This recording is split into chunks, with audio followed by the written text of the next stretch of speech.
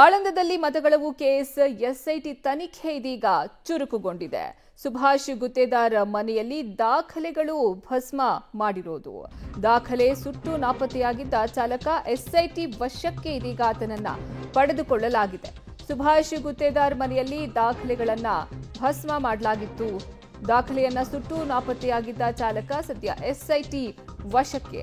ಟಂಟಂ ಚಾಲಕನನ್ನ ವಶಕ್ಕೆ ಪಡೆದು ಎಸ್ಐಟಿ ಸದ್ಯ ವಿಚಾರಣೆಯನ್ನ ನಡೆಸ್ತಾ ಇದೆ. ಟಂಟಂ ಮಾಲೀಕ ಸಿದ್ಧಾರೂಢ ಹೇಳಿದಂತೆ ಕೆಲಸವನ್ನ ಮಾಡಿರುವೆ. ಶಾಖಾಪುರ ಹಿನ್ನೀರಿಗೆ ದಾಖಲೆ ಎಸೆದಿರುವುದಾಗಿ ವಿಶಾಲ್ ಹೇಳಿಕೆಯನ್ನ ಕೊಟ್ಟಿರೋದು. ಸುದೀರ್ಘ ವಿಚಾರಣೆ ಬಳಿಕ ವಿಶಾಲನ್ನ ಬಿಟ್ಟು ಕಳಿಸಿದ್ದಾರೆ ಎಸ್ಐಟಿ ಅಧಿಕಾರಿಗಳು.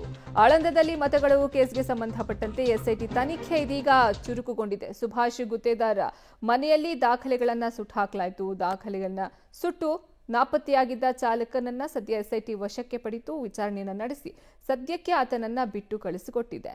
ಇನ್ನು ಶಾಖಾಪುರ ಹಿನ್ನೀರಿಗೆ ದಾಖಲೆಯನ್ನ ಎಸ್ದಿದ್ದೀನಿ ಅಂತ ಈ ವಿಶಾಲ್ ಹೇಳಿಕೆಯನ್ನ ಕೊಟ್ಟಿರೋದು. ಟಂಟಂ ಮಾಲೀಕ ಸಿದ್ಧಾರೂಢ ಅವರು ನನಗೆ ಈ ರೀತಿ ಮಾಡುವಂತೆ ಕೆಲಸವನ್ನ ಒಪ್ಪಿಸಿದ್ರು. ಅವರು ಹೇಳಿದಂತೆ ನಾನು ನನ್ನ ಕೆಲಸವನ್ನ ಮಾಡಿದ್ದೀನಿ ಅನ್ನುವಂತಹ ಮಾಹಿತಿಯನ್ನ ಈ ವಿಶಾಲ್ ಎಸ್ಐಟಿ ವಿಚಾರಣೆ ವೇಳೆ ಬಾಯ್ಬಿಟ್ಟಿರೋದು.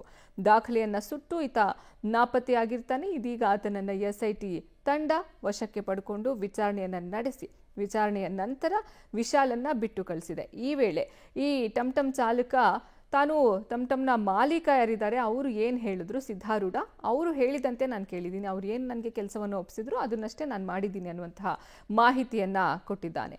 ಆಳಂದದಲ್ಲಿ ಮತಗಳವು ಕೇಸ್ಗೆ ಸಂಬಂಧಪಟ್ಟಂತೆ ಎಸ್ಐಟಿ ಇದೀಗ ತನ್ನ ತನಿಖೆಯನ್ನ ಚುರುಕುಗೊಳಿಸಿದೆ. ಸುಭಾಷ್ ಗುತ್ತೇದಾರ್ ಮನೆಯಲ್ಲಿ ದಾಖಲೆಗಳು ಭಸ್ಮ ಆಗಿತ್ತು. ದಾಖಲೆಯನ್ನ ಸುಟ್ಟು ಈತ ನಾಪತ್ತೆಯಾಗಿರ್ತಾನೆ.